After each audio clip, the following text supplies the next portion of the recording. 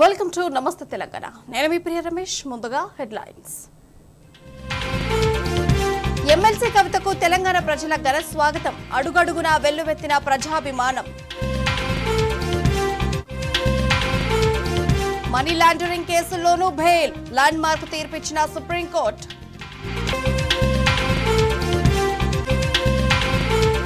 Ration card లేని వారికి రుణమాఫీ ఎగవేతకే ప్లాన్. కుటుంబ సర్వే ఉద్దేశమేదైంది.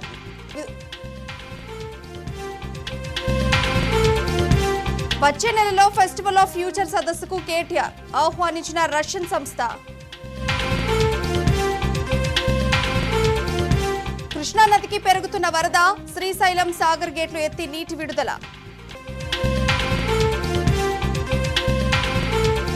యూపీ, రాజస్థాన్, గుజరాత్ లో భారీ వర్షాలు. నీట మునిగిన లోతట్టు ప్రాంతాలు.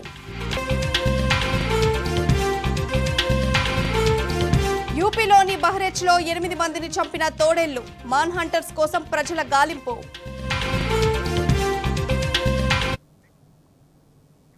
ఇక అప్డేట్ చూస్తే మంచిర్యాల జిల్లా కొల్లూరు గ్రామస్తుల నుంచి ఎమ్మెల్యే వివేక్ కు ఎదురు దెబ్బ తగిలింది.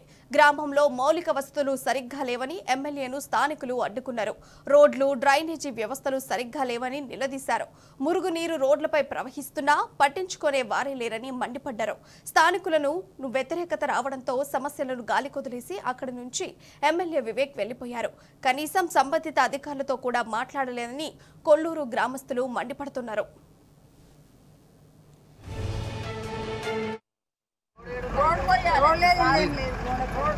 నీళ్ళు పోయడానికి చెప్పండి.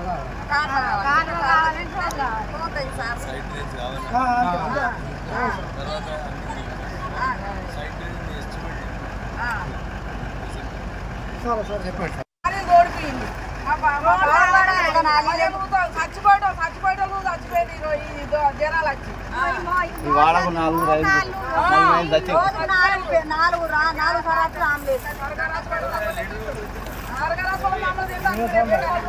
రవి ఖాళీ కాబట్టి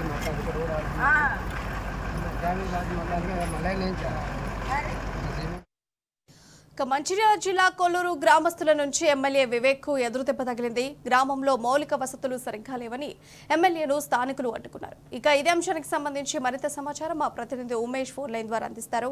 ఉమేష్, చెప్పండి, అప్డేట్స్ ఏంటి? అక్కడ ఎలాంటి పరిస్థితులు నెలకొన్నాయి? Good morning Priya. ఏదైతే మంచిర్యాల జిల్లా కోటపల్లి మండలం కొల్లూరు గ్రామానికి వచ్చిన వివేక్ నిన్న నిరసన తెగ తగిలింది. రోడ్డు చక్కగా లేవు, డ్రైనేజీ లేక మురుగునీరు రోడ్లపై పారుతున్నది, జ్వరాలు చస్తున్నా ఎవరు అధికారులు పట్టించుకోవడం లేదంటూ ఏదైతే కొల్లూరు గ్రామానికి వచ్చిన ఎమ్మెల్యే వివేక్ ఆమెని మహిళలు నిలదీశారు. కొల్లూరు గ్రామంలో జ్వరాలు ప్రబలుతుండగా ఎమ్మెల్యే గ్రామంలో ఏదైతే నిన్న పర్యటించారు. వైద్య శిబిరాన్ని సందర్శించగా ఆ సమయంలో గ్రామస్తులు కూడా తమకు రుణమాఫీ కాలేదని అడిగారు. మరికొంతమంది ఏమో తమ ఖాతాల్లో వంట గ్యాస్ డబ్బులు పడడం లేదంటూ కూడా వారు ఏదైతే ఎమ్మెల్యేకి చెప్పారు. సమస్యలన్నింటినీ కూడా త్వరలోనే పరిష్కరిస్తామంటూ వారికి ఎమ్మెల్యే కూడా చెప్పడం కూడా జరిగింది. అయితే తిరిగి తన వాహనంలో ఇంటికి ఏదైతే చిత్తూరుకుండగా మహిళలు ఎదురుపడి ఏదైతే ఎమ్మెల్యే వివేక్ వెంకటస్వామిపై ప్రశ్నల వర్షం కురిపించారు. అంతర్గత రోడ్లు సరిగా లేవంటూ, అలాగే డ్రైనేజీలు కూడా పారిశుద్ధ్యం కూడా సరిగా లేదంటూ, మురుగునీరు రోడ్లపై పారుతుండటంతో గ్రామంలో విష జ్వరాలు ప్రబలుతున్నాయని, ప్రతిరోజు కూడా ఏదైతే అంబులెన్స్ వచ్చి ఏదైతే జ్వరాలు వచ్చిన వారిని చెన్నూరు ప్రభుత్వ ఆసుపత్రికి తీసుకెళ్తున్నారు, మా బాగోగులు పట్టించుకోరా అంటూ ఎమ్మెల్యేని వాళ్ళు నిలదీశారు. దీంతో అక్కడి నుంచి ఎమ్మెల్యే కూడా వారి ఏదైతే వాళ్ళు ప్రశ్నల వర్షం కురిపిస్తుండడంతో వాటిని అన్నింటిని కూడా వింటూ సరే అంటూ అక్కడి నుంచి ఎమ్మెల్యే జారుకున్నారు. గత కొద్ది రోజుల్లో కూడా కోటపల్లి మండలంలో విష జ్వరాలు ప్రబలుతున్నాయి. ముఖ్యంగా కొల్లూరు గ్రామంలో కూడా విష జ్వరాలు ప్రబలి దాదాపు ఇంటికి ఒకరి నుంచి ఇద్దరు కూడా ఏదైతే జ్వరాలతో బాధపడుతున్నారు. దీంతో కూడా ఏదైతే గ్రామస్తులు కూడా ఏదైతే నిన్న ఎమ్మెల్యే వివేక్ వెంకటస్వామిపై చేశారు. దీంతో ఎమ్మెల్యేపై కూడా ఆగ్రహం వ్యక్తం చేశారు. మొత్తంగా చూసుకున్నట్టయితే ఏదైతే కొల్లూరు ఏదైతే వివేక్ సంబంధించి కూడా గ్రామస్తులు ఆగ్రహం వ్యక్తం చేసే పరిస్థితి కూడా నెలకొన్నదని చెప్పవచ్చు ప్రియా. అంటే ఉమేష్, ఇప్పుడు చూసుకుంటే సరే అని ఒక ఎమ్మెల్యే కంప్లైంట్స్ ఇస్తుంటే జారుకోవడం చూస్తే ఇది ఒక రకంగా ప్రజల్ని నిర్లక్ష్యం చేస్తున్నట్టు అనిపిస్తుంది. అంటే దీనికి యాక్షన్ తీసుకోరా అని మనం ఎలా చూడొచ్చు దీన్ని? అంటే మొత్తంగా గత కొద్ది రోజులుగా కూడా గ్రామంలో విష జ్వరాలు ప్రబలి గ్రామస్తులంతా కూడా ఇబ్బంది పడే పరిస్థితి ఉన్నది.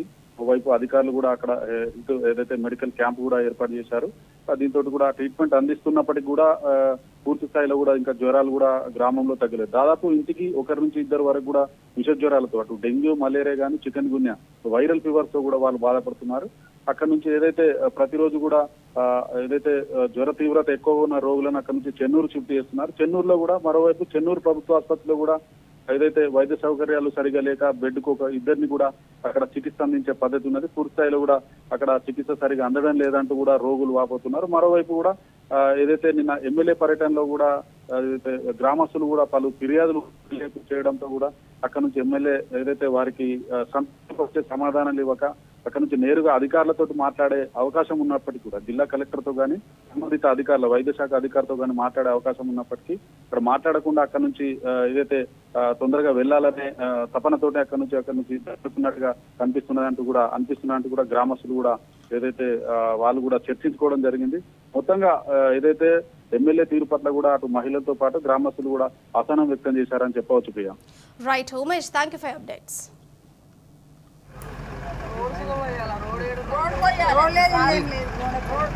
నీళ్ళు పోయడానికి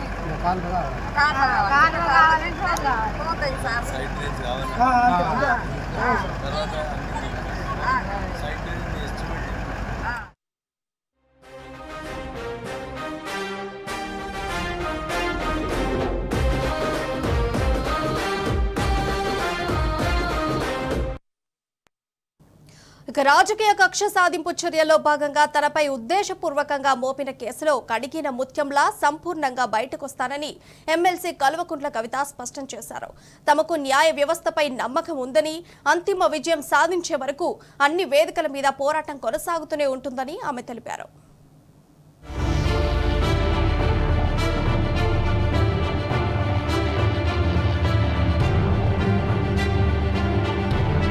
ఎటువంటి ఆధారాలు లేకున్నా అరెస్ట్ చేసి 5 నెలలు జైల్లో పెట్టినా బెదరకుండా గుండె నిండా ధైర్యంతో ఉన్న ఎమ్మెల్సీ కవిత మంగళవారం విడుదలయ్యారు. ఎప్పటికైనా న్యాయమే గెలుస్తుందని, నిజం నిలకడగా తెలుస్తుందని ఆమె అన్నారు. ఏ తప్పు చేయకపోయినా రాజకీయ కక్ష సాధింపులో భాగంగా తనపై కేసు నమోదు చేశారని ఆమె వెల్లడించారు. ఎట్టి పరిస్థితుల్లో వెనకడుగు వేసే ప్రసక్తే లేదని తెలిపారు. తన విడుదల కోసం వేచి చూసిన తెలంగాణ సమాజానికి ఆమె వినమ్రంగా చేతులెత్తి మొక్కారు.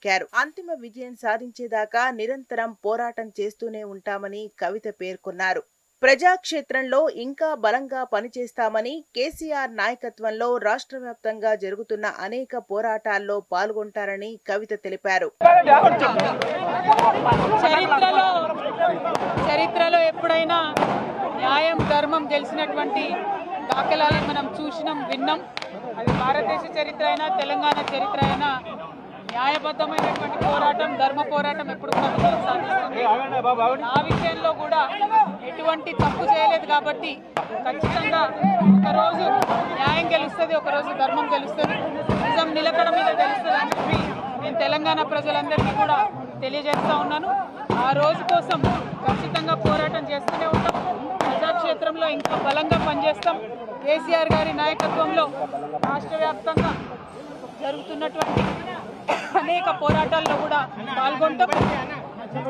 అల్టిమేట్ గా ఏ తప్పు చేయనటువంటి నేను కడిగిన ముత్యంలా ఈ అపవాదులన్నిటి నుంచి కూడా బయటకు వస్తాననేటటువంటి విశ్వాసం నాకు ఉన్నది. Thank you. జై తెలంగాణ.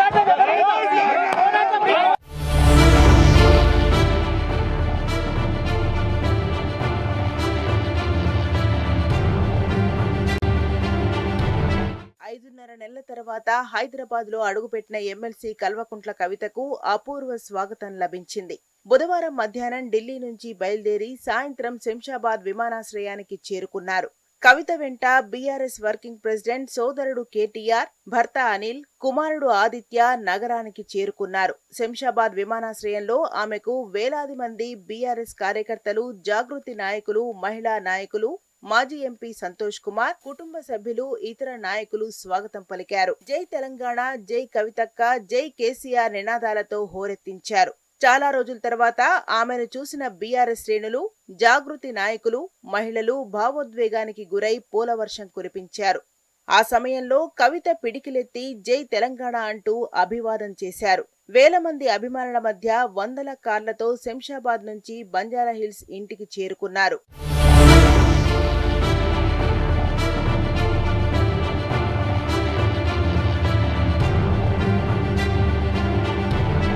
రాత్రి 7 గంటల సమయంలో కవిత ఇంటికి చేరుకున్నారు. ఆమెకు పార్టీ నాయకులు, కార్యకర్తలు పెద్ద ఎత్తున ఘనస్వాగతం పలికారు.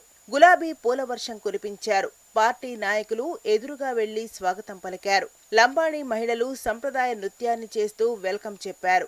5 నెలల తర్వాత వచ్చిన కవితకు దిష్టి తీసి ఇంట్లోకి ఆహ్వానించారు కుటుంబ సభ్యులు. ఇంట్లోకి రాగానే పూజ గదిలో దేవుడికి సాష్టాంగ నమస్కారం చేసిన కవిత ఆ తర్వాత తల్లి శోభమ్మకు పాదాభివందనం చేశారు. ఆ సమయంలో ఇరువురు భావోద్వేగానికి గురయ్యారు.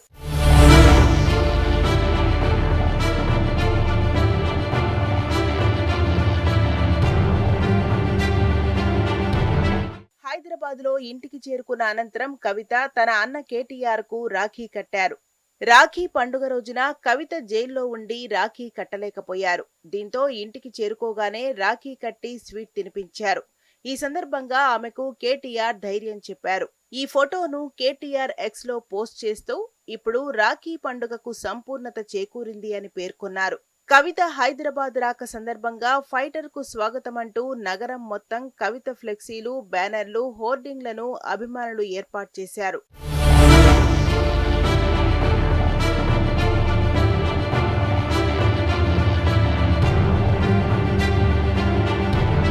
ఎమ్మెల్సీ కవిత విడుదలతో అటు ఢిల్లీలోని వసంత విహార్ కూడా బీఆర్ఎస్ శ్రేణులతో కోలాహలంగా మారింది. ఉదయం నుంచే ఆమెను కలిసేందుకు పార్టీ శ్రేణులు పోటీ పడ్డారు. హైదరాబాద్ సహా వివిధ ప్రాంతాల నుంచి వచ్చిన నాయకులు, కార్యకర్తలను ఆమె పేరు పేరున పలకరించగా ఆమెతో వారు ఫోటోలు దిగారు. తనను కలిసిన జాతీయ మీడియా ప్రతినిధులతో కొద్దిసేపు ముచ్చటించారు. తర్వాత సిబిఐ ఛార్జ్ షీట్ పై వర్చువల్ విచారణలో పేర్కొన్నారు. అనంతరం కేటీఆర్ సహా నేతలంతా ఢిల్లీలోని ఇందిరాగాంధీ అంతర్జాతీయ విమానాశ్రయం నుంచి ప్రత్యేక విమానంలో హైదరాబాద్ శంషాబాద్ విమానాశ్రయానికి చేరుకున్నారు.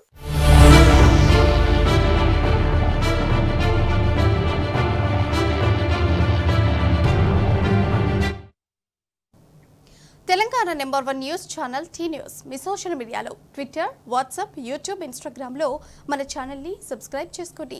సింపుల్గా స్క్రీన్పై కనిపిస్తున్న ఈ క్యూఆర్ కోడ్ని స్కాన్ చేస్తే చాలు. టీ న్యూస్లో ప్రసారమయ్యే ప్రతి వార్తను మీ మొబైల్లో చూడొచ్చు. సింగిల్ స్కాన్తో watch T news on Twitter, WhatsApp, YouTube, Instagram.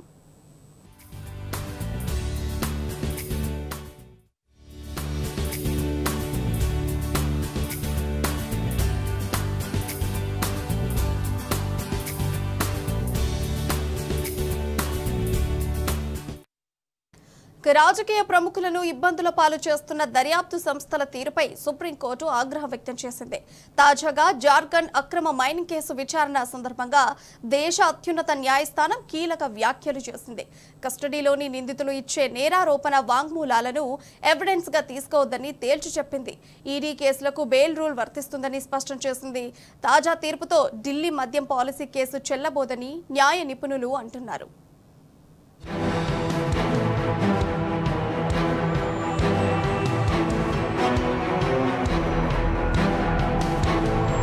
PMLA కేసులకు సంబంధించి దేశ అత్యున్నత న్యాయస్థానం కీలక వ్యాఖ్యలు చేసింది. ఎన్ఫోర్స్మెంట్ డైరెక్టరేట్ నమోదు చేసే మనీ లాండరింగ్ కేసులకు బెయిల్ నియమం వర్తిస్తుందని సుప్రీంకోర్టు తేల్చి చెప్పింది. కస్టడీ సమయంలో నిందితులు చేసే నేరారోపణలు సాక్ష్యాలు కాబోవని, ఎట్టి పరిస్థితుల్లో వాటిని కీలక ఆధారాలుగా పరిగణించి కేసులు నమోదు చేయవద్దని స్పష్టం చేసింది. బుధవారం జార్ఖండ్ అక్రమ మైనింగ్ కేసుపై విచారించిన justice BR Gavai, justice KV విశ్వనాథన్తో కూడిన ద్విసభ్య ధర్మాసనం ఈ కీలక వ్యాఖ్యలు చేసింది.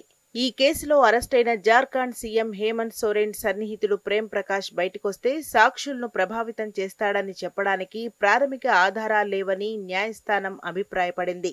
దీంతో ప్రేమ్ ప్రకాష్ కు బెయిల్ మంజూరు చేస్తున్నట్టు తెలిపింది. అటు ట్విన్ టెస్ట్లను దృష్టిలో ఉంచుకుని ఢిల్లీ మద్యం పాలసీ కేసులో ఆప్ నేత మనీష్ సిసోడియాకు బెయిల్ ఇచ్చినట్టుగా సుప్రీంకోర్టు స్పష్టం చేసింది. అలాగే బీఆర్ఎస్ ఎమ్మెల్సీ కల్వకుంట్ల కవిత విషయంలోనూ దర్యాప్తు సంస్థల వైఖరిపై ఆగ్రహం వ్యక్తం చేసింది. మంగళవారం కవితకు బెయిల్ మంజూరు చేసింది.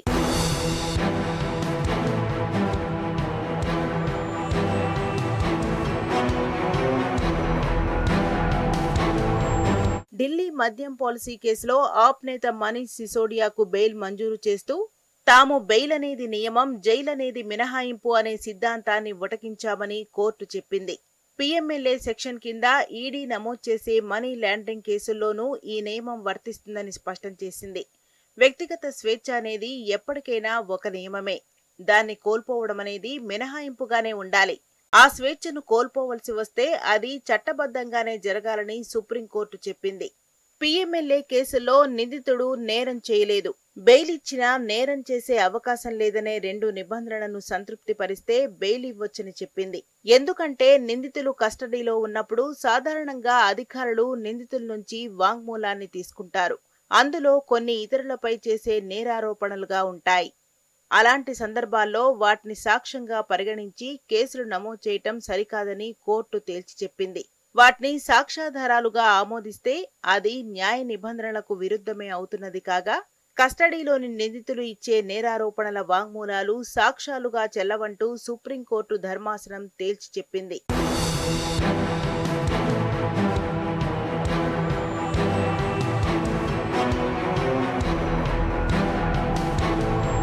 ఢిల్లీ మద్యం పాలసీ కేసులో కస్టడీలోని నిందితులు ఇచ్చిన నేరారోపణల వాంగ్మూలాలను ఆధారంగా చేసుకునే బీఆర్ఎస్ ఎమ్మెల్సీ కవితను అదుపులోకి తీసుకున్నట్టు ఈడీ, సీబీఐ కోర్టుకు తెలిపింది. దీంతో ఆగ్రహం వ్యక్తం చేసిన న్యాయస్థానం నిందితులు ఇచ్చిన స్టేట్మెంట్లు, సాక్ష్యాలు, ఆధారాలు ఎలా అవుతాయని ప్రశ్నించింది. విచారణ సరైన పద్ధతిలో జరిగిందా అంటూ అనుమానాలు వ్యక్తం చేస్తూ మంగళవారం కవితకు బెయిల్ మంజూరు చేసింది. కాగా కస్టడీలోని నిందితులు ఇచ్చిన వాంగ్మూలాలనే సాక్ష్యాలుగా చేసుకుని ఢిల్లీ మద్యం పాలసీ కేసు దర్యాప్తు జరిగిందని ఈడీ, సీబీఐ వ్యాఖ్యలతో స్పష్టమైంది. నిందితుల వాంగ్మూలాలు చెల్లవంటూ సుప్రీం తాజా వ్యాఖ్యలను బట్టి అర్థమవుతున్నది. వీటన్నిటినీ విశ్లేషిస్తే ఢిల్లీ మద్యం పాలసీ కేసు నీరుగారిపోవడం తప్ప మరో మార్గం లేదని న్యాయ నిపుణులు అభిప్రాయపడుతున్నారు.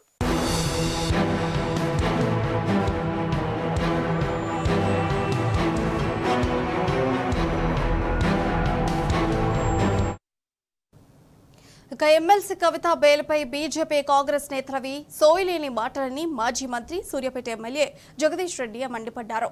తెలంగాణలో రేవంత్ రెడ్డి మోడీ డైరెక్షన్లోనే పనిచేస్తున్నాడని విమర్శించారు. ఏనాడైనా మోడీతో జతకట్టేది రేవంత్ రెడ్డినే అని చెప్పారు. ఓ బూటకపు కేసు పెట్టి ఎమ్మెల్సీ కవితను జైల్లో పెట్టి బీజేపీ పైశాచిక ఆనందం పొందిందని ఆగ్రహం వ్యక్తం చేశారు. కర్ణాటకలో జరిగిన వాల్మీకి స్కామ్ సొమ్ము తెలంగాణ కాంగ్రెస్ నేతల జేబుల్లోకి చేరిందని ఆరోపించారు. దీనిపై బీజేపీ నేతలు ఎందుకు నోరు మెదపడం లేదని ప్రశ్నించారు. రాష్ట్ర, దేశ రాజకీయాల్లో కేసీఆర్ చక్రం తిప్పుతారన్న జగదీష్ రెడ్డి కేసీఆర్ ను చూస్తే మోడీకి ఇప్పటికీ భయమేస్తుందన్నారు. శాసనమండలి సభ్యురాలు కవిత గారి బెయిల్ విషయంలో కొంతమంది చిల్లర మాటలు మాట్లాడుతున్నారు. బాధ్యతలో ఉన్న వాళ్ళు కూడా సోయిలు కూడా మాట్లాడుతున్నారు. వైపు బీజేపీ నుంచి కావచ్చు, వైపు కాంగ్రెస్ నుంచి కావచ్చు. సుప్రీంకోర్టునే తప్పుపట్టే పద్ధతుల్లో వాళ్ళ తెలివి తక్కువతనాన్ని, వాళ్ళ మూర్ఖత్వాన్ని బయటపెట్టుకుంటున్నారు. వాస్తవానికి ఈ కేసు విషయంలో మేము మొదటి నుంచి కూడా చెప్పినాం, ఇది ఇంత నిరాధారమైన కేసు. అసలు అక్కడ ఎటువంటి నేరమే జరగలేదు, తప్పే జరగలేదు. కేవలం ఒక బీజేపీ ఎంపీ చేసిన ఆరోపణలు తీసుకొని సిబిఐ, ఈడీలు చెత్త కేసు నమోదు చేసినాయి. కట్టపగలు దొరికి నోట్ల కట్టలతో దొరికిన వాళ్ళేమో బెయిల్ మీద వచ్చి అధికారం చెలాయిస్తారు. ఏ ఆధారం లేని కేసు, అక్రమ కేసును పెట్టిన వాళ్ళు బెయిల్ మీద వస్తేనేమో ఈ రకంగా ఏడుస్తున్నారు. కాంగ్రెస్ పార్టీ పరిస్థితి ఎట్లా ఉందంటే మోడీకి బీ టీమ్గా ఉంది తెలంగాణ. మొట్టమొదటి బండి సంజయ్ కావచ్చు, కిషన్ రెడ్డి కావచ్చు, బీజేపీ నాయకులు అది ఆలోచించుకోండి. మోడీ మిమ్మల్ని లెక్కపెట్టడం లేదు. ఎప్పటికైనా రేవంత్ అనే మనిషి తెలంగాణలో ఉన్న పద్ధతుల్లో మోడీ గారి వ్యవహారం ఉంది. వాల్మీకి కుంభకోణం కేసులో ఇంత స్పష్టంగా 180 కోట్ల రూపాయలు బ్యాంకుల ద్వారా మారి తెలంగాణకు 45 కోట్ల రూపాయలు పైగా వచ్చి స్వయంగా కాంగ్రెస్ పార్టీకి సంబంధించిన నాయకుల అకౌంట్లలో కూడా వచ్చి అక్కడ ఆధారాలను రెడీగా ఉంటాయి. ఎందుకు నోరు మెదుపుతలేరు? కిషన్ రెడ్డి కావచ్చు, బండి సంజయ్ కావచ్చు, బీజేపీ రాష్ట్ర ఎందుకు మాట్లాడతలేరు? ఎందుకు రేవంత్ రెడ్డిని కాపాడే ప్రయత్నం చేస్తున్నారు? ఇది ప్రజలందరికీ కూడా అర్థమవుతుంది. ఇవాళ రాష్ట్రంలో అధికారంలో ఉన్న కాంగ్రెస్ పార్టీ పైన, దాని ఫెయిల్యూర్స్ పైన మాట్లాడాల్సిన బీజేపీ ఇంకా కేసీఆర్ పైన అక్కసు వెలగక్కుతుంది. ఎప్పటికైనా కేసీఆర్ని చూసే భయపడుతున్నది బీజేపీ, కాంగ్రెస్ అనే విషయం మనకు స్పష్టంగా అర్థమవుతుంది. అయితే గీతే తెలంగాణ ముఖ్యమంత్రి, తెలంగాణలో ఉన్న కాంగ్రెస్ పార్టీ బహుశా ఇవాళ రేపు వేయబోయే పీసీసీతో సహా, ఎందుకంటే ఆయన మనుషులు వేస్తున్నారు, పీసీసీతో సహా మోడీ టీంలో విలీనమయ్యేది వాళ్ళైతారు తప్ప బీజేపీలో విలీనమైతే మొత్తం తెలంగాణ కాంగ్రెస్ పార్టీని, తెలంగాణ ప్రభుత్వాన్ని టోక్గా తీసుకుపోయి బీజేపీలో కలుపుతారు తప్ప బీఆర్ఎస్ ఎవరితో విలీనమయ్యే అవకాశమే లేదు, ఆ అవసరమే లేదు. తప్పకుండా రాష్ట్ర రాజకీయాలనే కాదు, దేశ రాజకీయాల్లో కూడా మోడీకి రాహుల్కి ప్రత్యామ్నాయం కేసీఆర్ గారే అవుతారు. ఇక ఎమ్మెల్సీ కవితపై సోషల్ మీడియాలో కాంగ్రెస్ పార్టీ దుష్ప్రచారాలను బీఆర్ఎస్ కార్పొరేటర్లు, మహిళా నాయకులు తీవ్రంగా ఖండించారు. ఈ మేరకు మహిళా కమిషన్ను కలిసి ఫిర్యాదు చేశారు. మహిళని కూడా చూడకుండా కవితపై నిరాధార ఆరోపణలు చేయడాన్ని తప్పుపట్టారు. సంబంధిత వ్యక్తులపై చర్యలు తీసుకోవాలని కమిషన్ను కోరారు. బెయిల్ మీద బయటికి రావడం జరిగింది. సుప్రీంకోర్టు ఏదైతే జడ్జిమెంట్ ఇచ్చిందో దాని ప్రకారం వారు ఎటువంటి కేసులో ఇన్వాల్వ్ లేరు అని చెప్పేసి వాళ్ళకి బెయిల్ ఇవ్వడం జరిగింది. అయినా కూడా కొంతమంది కాంగ్రెస్ నాయకులు పిచ్చోల్లాగా మాట్లాడుతూ కవితక్క గారి మీద ఇష్టం వచ్చినట్టు పోస్టులు పెట్టడం జరుగుతుంది. దాన్ని మేము ఉమెన్ కమిషనర్కి కంప్లైంట్ ఇచ్చి, ఎట్లయితే మొన్న కేటీఆర్ గారు ఒక చిన్న మాటకి సుమోటోగా తీసుకున్నారో ఇది కూడా సుమోటోగా తీసుకొని కేసు ఫైల్ చేసి ఎవరైతే పిచ్చి పిచ్చిగా మాట్లాడుతున్నారో వాళ్ళ మీద చర్యలు తీసుకోవాలని చెప్పేసి వారికి చెప్పడం జరిగింది. వాళ్ళు కూడా సానుకూలంగా స్పందించి, మహిళలు ఎవరైనా మహిళలే, మేము ఖచ్చితంగా ఎవరి గురించి అయినా మాట్లాడినా కూడా మేము చర్యలు తీసుకుంటామని చెప్పడం జరిగింది. సో ఇట్లా ప్రతి ఒక్కటి మేము ట్విట్టర్ వేదిక ద్వారా ఇష్టం వచ్చినట్టు కవితక్క గారి మీద ఇట్లా పోస్టులు పెడుతున్నారు. అవన్నీ కూడా వారికి ఇవ్వడం జరిగింది. అంటే ఇక్కడ ఏం జరుగుతుందంటే కోర్టే స్వయంగా చెప్పింది వారు ఎటువంటి కేసులో ఇంకా ఎవిడెన్స్ ప్రూవ్ కాలేదు, అక్యూజ్గా మనం చెప్పడానికి లేదు, కేసు అంతా కంప్లీట్ అయిన తర్వాతనే ఏదైనా కూడా డిసైడ్ చేయాలి అని. అయినా కూడా కాంగ్రెస్ నాయకులు మరి బీజేపీ నాయకులు ఇష్టం వచ్చినట్టు కవితక్క గారి మీద, వారి ఫ్యామిలీ మెంబర్స్ మీద కూడా మాట్లాడుతున్నారు. దాన్ని మేము తీవ్రంగా ఖండిస్తూ Telangana number 1 news channel T news మీ సోషల్ మీడియాలో ట్విట్టర్, వాట్సాప్, యూట్యూబ్, ఇన్స్టాగ్రామ్లో మన ఛానల్ని సబ్స్క్రైబ్ చేసుకోండి. సింపుల్గా స్క్రీన్పై కనిపిస్తున్న ఈ QR కోడ్ను స్కాన్ చేస్తే చాలు. టీ న్యూస్లో ప్రసారం అయ్యే ప్రతి వార్తను మీ మొబైల్లో చూడొచ్చు. సింగిల్ స్కాన్తో watch T news on Twitter, WhatsApp, YouTube, Instagram.